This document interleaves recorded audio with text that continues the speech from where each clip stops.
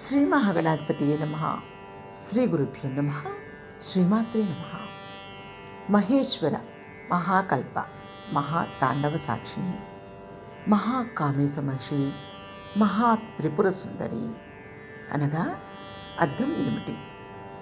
ఐశ్వర్య యోగం శ్రీ లలితా మాతృనామాలకు గురువుల వ్యాఖ్యానం.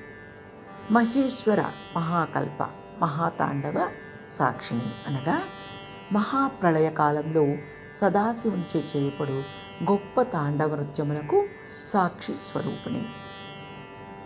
మహాకామేశ మహిషి అనగా మహేశ్వరుని పట్టపురాణి.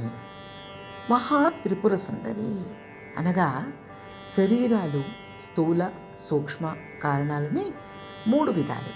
ఈ 3 శరీరాల రూపంలో ఉండే శక్తి స్వరూపిణి అమ్మవారు.